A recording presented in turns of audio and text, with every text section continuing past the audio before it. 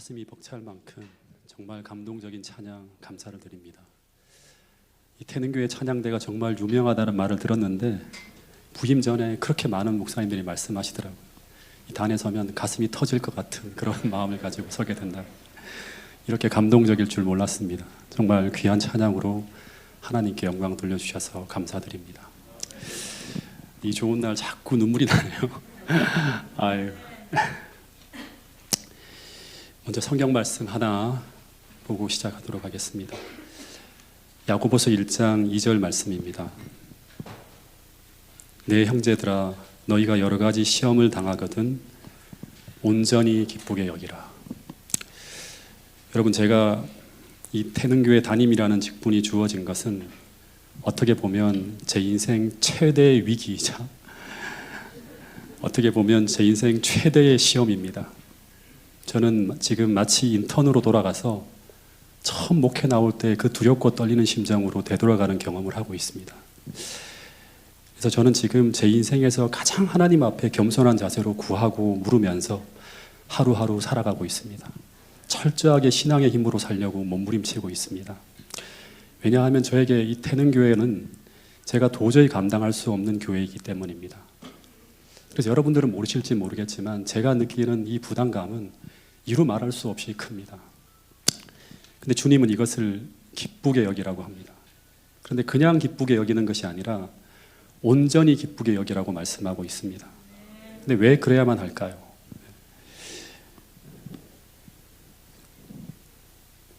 제가 올 1월 27일 파주중앙교회에 있을 때 침례를 받은 지 한 달도 채 안 되는 어떤 한 성도님 댁에서 맛있는 점심을 먹고 집으로 돌아와서 그 다음 주에 있을 재직 수련회 때 나눌 말씀을 준비하고 있었고 또 금요일 설교를 준비하고 있었습니다.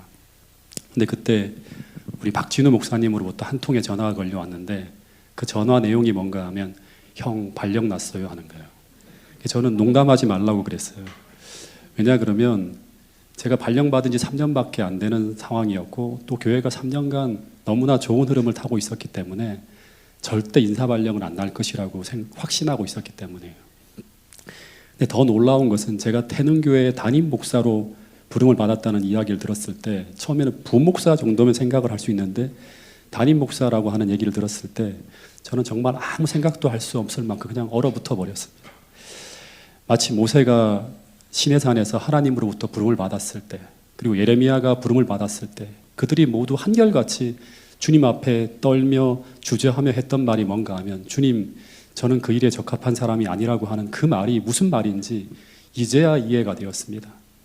그때부터 지금까지 저는 이 태능교회라고 하는 엄청난 부담감에 짓눌려서 한 달의 시간을 보냈습니다. 밥을 먹어도 입맛이 없고요. 잠을 자도 잔 것 같지 않고 왜 내가 태능교회 담임 목사가 되어야 하는지 그 이유를 알려달라고 하나님 앞에 계속 기도하였어요. 왜냐하면 저는 태능교회에 적합하지도 않고 그리고 그 교회를 감당할 능력이 전혀 없는 사람이라는 것을 제가 너무나 잘 알고 있기 때문입니다.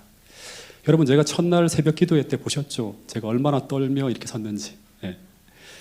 저는 마치 저의 모습이 철종 임금이 강화에서 나무꾼을 하다가 갑자기 왕으로 임명되어져 궁으로 들어갈 때 그때 느끼는 그 엄청난 부담감이 마치 제가 느끼는 부담감이 아닐까 하는 생각이 들었습니다. 저는 파주에서 그냥 나무꾼처럼 정말 소박하게 목회를 하던 사람인데 왜 내가 태능교회 담임 목사가 돼야 하는지 너무나 이해가 안 되었습니다. 근데 제가 지난 1월 말 발령을 받고 난 후에 설 명절을 맞아서 장모님 댁에 갔습니다. 근데 장모님 댁에 내려가서도 계속 새벽마다 일찍 깨요. 2시, 3시에 일어나서 계속 기도하는 거예요. 근데 그 새벽에 하나님께서 제게 들려준 말씀이 오늘 서두에 읽은 야고보서 1장 말씀이었습니다. 이 말씀은 아마 제가 태능교회 사역이 마칠 때까지 제가 붙들고 씨름할 약속의 말씀입니다. 그리고 반드시 제가 경험하고 체험해야 될 성경 말씀입니다. 야고보서 1장 2절부터 보면 너가 여러 가지 시험을 만나거든 온전히 기쁘게 여기라고 하는데 그런데 왜 온전히 기쁘게 여겨야 하는가 하면 그 이유는 그 믿음의 시련이 본문을 보면 그냥 시련이 아니에요. 믿음의 시련이라고 합니다. 즉 이 말은 그 시련을 너가 믿음으로 잘 감당하기만 한다면 그 시련은 너를 온전하고 구비하여 조금도 부족함이 없게 만들어주기 때문이라고 하는 것입니다. 즉 이 말은 그 시련이 너에게 축복으로 주어졌다고 하는 말씀입니다. 즉 순종하며 나가면 너가 지금 가지고 있는 그 부족과 연약함이 하나님의 은혜로 채워질 것이라고 하는 것이 첫 번째 제가 하나님으로부터 들었던 메시지였습니다. 그러면서 하나님은 또 제게 이런 말씀을 해주셨습니다. 그런데 그 시험을 통과하기에 지혜가 부족하고 능력이 부족하다고 느낀다면 두 번째 하나님께 기도하며 구하라고 하는 것입니다. 그러면 하나님은 절대 저에게 지혜와 능력이 부족한 것을 꾸짖지 않으시고 후하게 넘치게 주신다고 하는 것입니다. 저는 이 말씀이 너무나 위로가 되었어요. 내가 부족해도 괜찮구나, 하나님이 주시겠구나 하면서 너무나 이 말씀에 감사했습니다. 그런데 중요한 것은 그 지혜를 구할 때 어떻게 구해야 하는가 하면 그냥 구하면 안 되고 오직 믿음으로 구하고 조금도 의심하지 말라고 하는 것입니다. 그런데 이 의심한다고 하는 것은 제가 하나님이 아닌 내 자신을 바라보는 것이고 그것은 하나님을 믿지 못한다고 하는 것이고 그러면 절대로 마음의 평안을 경험할 수 없고 지혜와 능력을 받을 수도 없을 것이라고 하는 것입니다. 그런데 이게 쉽지 않은 것입니다. 계속 의심하게 되는 거예요.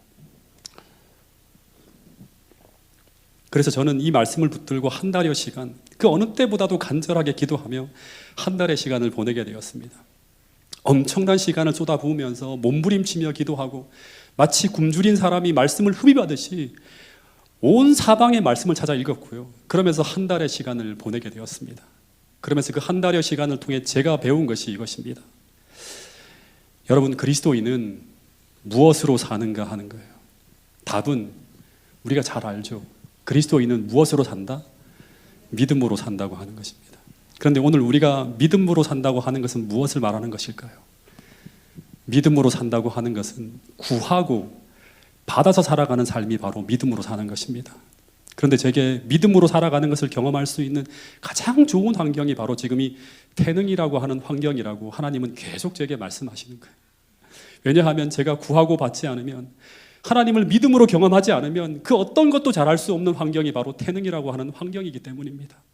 그래서 하나님은 제게 무엇을 말씀하고 있는가 하면, 이제 너가 여러 가지 시험을 만나거든, 즉 너의 힘과 능력으로 살아가기 도저히 힘든 그런 환경을 만나게 되거든 온전히 기쁘게 여기라고 하는 것입니다. 왜냐하면 그것은 제게 이 믿음으로 살아가는 법을 배울 수 있는 최고의 환경이 되기 때문이라고 하는 것입니다. 그런데 그런 환경 속을 지나갈 때, 그때 우리가 그 믿음을 통해 그 시험에 맞서게 되고 그 믿음으로 그 지혜와 능력을 구하게 되면, 그때 하나님은 그 과정 속에서 제가 하나님을 만나고 경험하는 최고의 축복을 경험하게 되고, 더하여 그 과정 속에서 우리는 온전하고 구비하여 조금도 부족함이 없는 믿음의 성장과 성숙을 경험하게 될 것이라고 주님은 말씀하고 있는 것입니다. 여러분, 그래서 먼저 저는 태능교회 모든 성도님들께 호소합니다. 제가 정말로 이 초심을 잃지 않고 제 임기가 마칠 때까지 그 어떤 인간적인 방법이 아니라 오직 하나님께 구하고 받아서 그 하늘의 거룩한 능력과 지혜를 가지고 정말 순수하고 거룩하고 진실하게 이 교회를 섬길 수 있도록 저를 도와주시고 위하여 기도해 주시기를 간절히 바랍니다. 그리고 제 안에서 살아 역사하시는 그 주님을 믿음으로 경험하고 그것을 여러분들과 함께 나누고 노래하는 그런 행복한 사역을 할 수 있도록 기도해 주시면 정말 감사하겠습니다.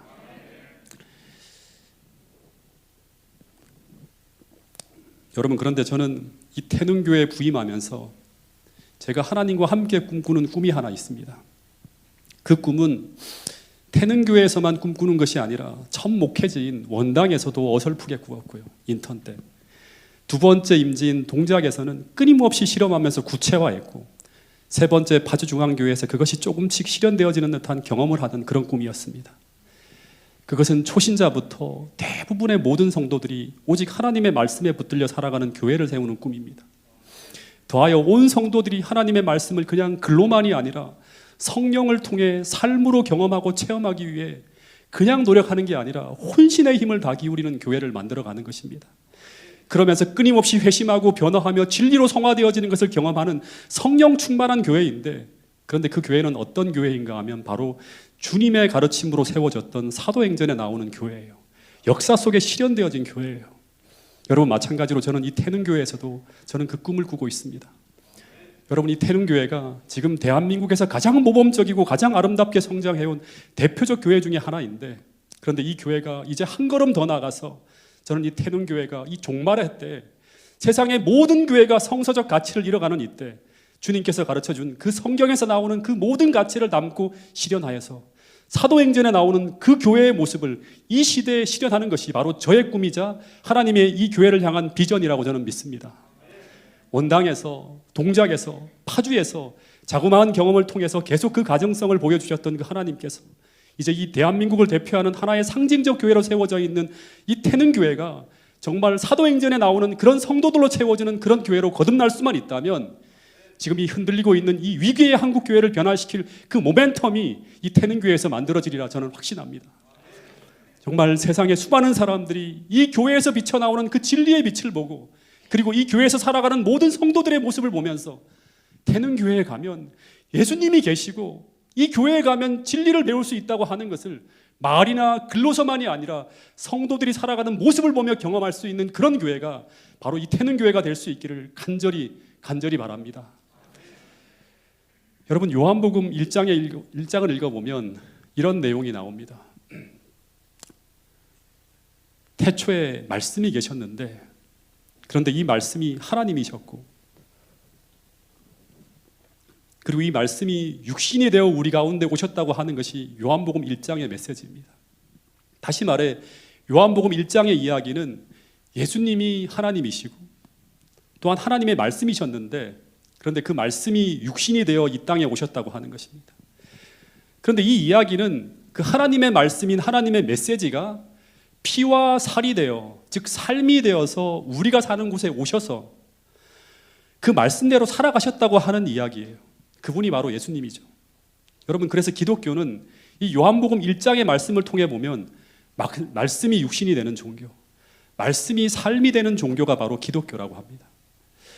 그런데 초대교회 당시 이 말씀이 육신이 되어지는 경험을 하던 이 교회가 오늘날 이제 삶은 사라지고 말만 남은 교회로 변해버린 것이 오늘날 현대 기독교의 문제라고 합니다. 다시 말해서 초대교회가 세워진 지 2000년이 지나가고 있는 지금의 현대 기독교회는 이 말씀이 육화되어지는 일이 거의 교회 안에서 일어나지 않고 있습니다. 그래서 어떤 분들은 지금 현대 기독교는 예수님께서 원래 의도하셨던 그런 모습의 교회가 더 이상 아니라고까지 말하고 있습니다. 다시 말해서 말만 많아지고 예수님을 경험하는 모습은 희귀해지고 그러면서 오늘날 현대교회는 심각하게 타락해 가고 있습니다. 제가 어떤 기사를 보는데 2016년 기준인데 10년간 그 유죄 판결을 받은 전국 목사의 범죄가 12,000건에 달한다고 하는 그런 보도의 기록이 나왔어요. 2016년 기록이니까 지금은 훨씬 더 심각할 수도 있겠죠.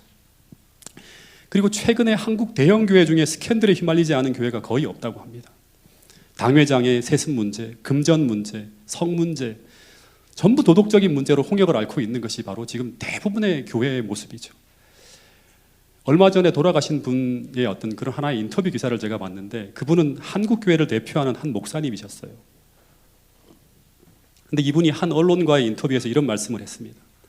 감독회장 선거 때 돈 봉투를 돌리는 것은 관행이라고 했고 여자 문제, 돈 문제는 천주교나 불교가 훨씬 더 심각하다고 하는 둥 하면서 정말 말대로 안 되는 이야기를 언론에 이렇게 흘리셨습니다.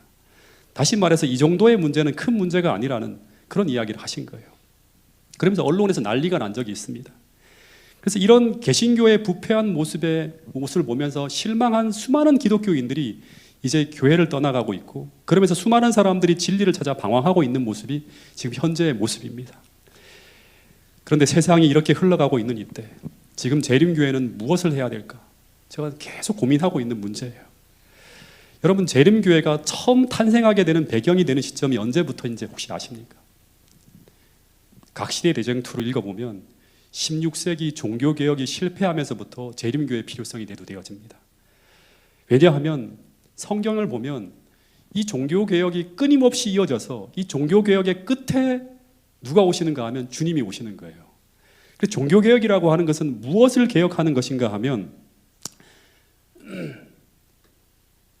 중세 암흑기 동안 잃어버린 모든 진리를 다 찾아내고 그리고 그 밝혀낸 진리가 하나로 모아져서 중요한 것은 진리를 소유한 한 무리를 만드시는 것이 하나님의 뜻이었어요. 그러니까 중세 암흑기 동안 모든 진리를 다 잊어버렸잖아요. 그걸 찾아내고 모든 밝혀진 진리가 하나로 모아져서 그 진리를 소유한 한 무리를 만드시는 것이 하나님의 뜻이었어요. 그게 하나님의 참된 교회예요. 이것을 우리는 남은 무리라고 해요.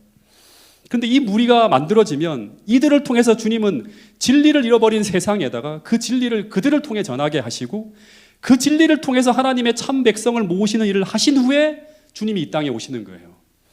그런데 당시 종교개혁으로 탄생한 개신교회가 그 과업을 완수하지 못하고 실패하게 됩니다. 남은 무리를 만들어내는데 실패해요. 그러다가 1840년대 그 멈춰버린 종교개혁 운동을 재림운동을 통해서 다시 살려내면서 그러면서 탄생한 교회가 바로 재림교회라고 하는 사실입니다. 그래서 재림교회는 종교개혁의 정신이 불타올라야 돼요. 그래야 여자의 남은 자손이 될 수 있습니다. 그런데 우리가 하나 생각해야 될 것은 뭔가 하면 종교개혁 당시 종교개혁자들을 이끌었던 그 종교개혁의 정신이 무엇인가 하는 것입니다. 그걸 우리가 5가지 솔라라고 하는데 거기서 종교개혁이 시작되었다고 하는데 그 구호 중에 첫 번째, 두 번째, 세 번째가 뭔가 하면 첫 번째는 솔라 스크립투라, 오직 말씀이라고 하는 것이고 두 번째 구호가 솔라 피데, 오직 믿음이라고 하는 것이고 세 번째 구호가 솔라 그라시아라고 해서 오직 은혜라고 하는 구호입니다. 그런데 이 둘째와 셋째 구호인 오직 믿음, 오직 은혜라고 하는 것은 오직 믿음과 은혜로 우리가 구원을 받는다고 하는 구호도 되지만 이 말씀은요 체험과 경험으로 이루어진 신앙 정신을 말합니다. 정말 중요해요 이게. 여러분 그래서 종교개혁이라고 하는 것은 단지 진리를 지식적으로 찾고 지식적으로 아는 것에서 그치는 것이 아니라 당시 경험과 체험이 사라진 거짓 종교에서 다시금 그 잃어버린 하나님을 다시금 체험과 경험을 통해서 찾게 되는 게 바로 뭔가 하면 종교개혁이에요. 즉 진리를 지식으로 아는 것에서 그치는 것이 아니라 진리를 경험함으로 소유한 남은 무리를 탄생시키는 것이 종교개혁의 목적이라고 하는 것입니다. 즉 화석과 같은 죽은 교리를 찾는 것이 아니라 원래는 잃어버린 하나님을 다시 찾는 것이 바로 종교개혁의 핵심이라고 하는 것입니다. 여러분 하나님이 우리를 아무리 사랑하신다 해도 아무리 그분이 위대하다고 해도 멀리 떨어져 계신 하나님, 내가 경험하지 못하는 하나님은 우리와 아무 상관이 없는 거예요. 다시 말해서 우리가 아무리 교리로는 믿음으로 하나님을 경험할 수 있다고 말은 해도 그것을 실제 현실에서 우리가 경험하지 못하고 있다면 우리는 그 진리의 이론만을 가지고 있는 사람이지 실제 그 진리를 소유한 사람은 아닌 것입니다. 우리가 아무리 하나님의 은혜로 모든 것을 견딜 수 있다고 말은 해도 아무리 이론으로는 알고 있다고 하더라도 그것이 체험되어지지 않는 것이라면 다시 말해서 단지 교리로만 가지고 있는 것이라고 하면 그것은 종교의식을 위해 필요한 것이지 실제 현실에서는 아무 쓸모가 없는 것입니다.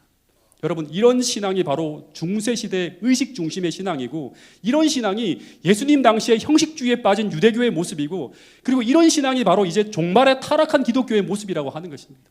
교회에서만 필요한 신앙이죠. 그런데 공통점은 뭔가 하면 체험이 사라졌다고 하는 것입니다. 여러분 대쟁투 상권 298페이지에 보면 이런 글이 있습니다. 19세기 전반에 성경이 널리 반포되어 세계는 큰 빛을 받았으나 진리는 다 퍼져갔어요. 지식으로. 그러나 사람들은 계시된 진리의 지식을 따라 전진하거나 체험적 신앙을 소유하지 않았다고 합니다. 그런데 재림운동 당시에 다시금 산 믿음을 가진 자들에 의해서 종교개혁 정신이 살아났을 때 신자들은 살아 움직이기 시작합니다. 그러면서 재림운동 당시에 모임과 회집에서는 하나님을 경험하고 체험하는 역사가 펼쳐집니다. 막 성령이 역사하는 거예요. 그러면서 예배가 교회에서만 드려지는 종교 형식이 아니라 실제 하나님을 만나는 경험으로 이어지는 거예요.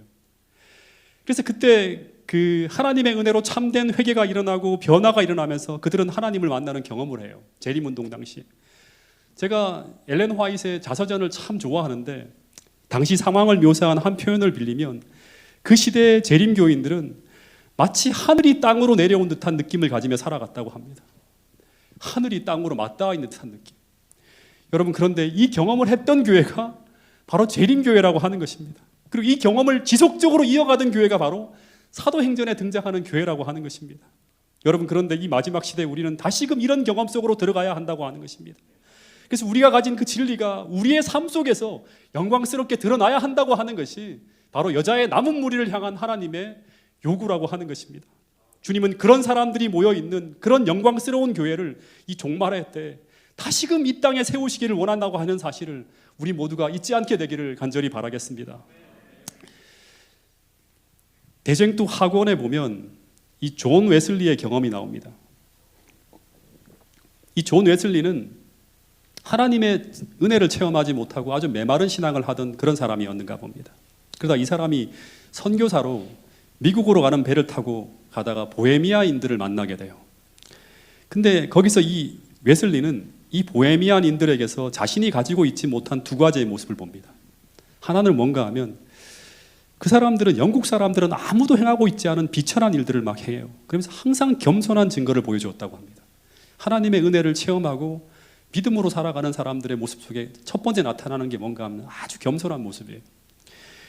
그리고 이 사람들은 어떠한 장애를 만날지라도 동요되지 않는 유순한 태도를 보여주었다고 합니다. 예를 들면 이제 엘렌 화이트이 묘사한 그 글에 보면 밀침을 당하든지 또 심지어 매를 맞든지 넘어뜨림을 당하게 되면 그냥 화를 내는 게 아니라 다시 일어나서 그냥 가버릴 뿐이래요. 한마디의 불평도 입 밖에 내지 않았다고 하는 그런 표현이 나옵니다. 요즘으로 말하면 누군가가 나를 막 긁거나 할 때 아무 자극을 안 받고 한마디의 불평도 입 밖에 내지 않고 묵묵하게 웃으면서 온유하게 대했다고 하는 것입니다. 그런데 웨슬리는 그것이 어떻게 가능할까 고민하기 시작합니다. 그런데 이 능력이 자기에게는 없는 거예요. 자신도 열심히 신앙생활을 하는데 이 능력이 없는 거예요. 그런데 웨슬리가 이제 그들이 이 교만과 분노와 복수의 정신에서는 물론이요, 이 공포심에서도 놓여놨는지 여부를 시험해 볼 기회가 찾아왔는데, 그것은 바로 뭔가 하면 이 모라비아 교도들이 언제나 아침 예배를 드릴 때 시편을 막 읽어요.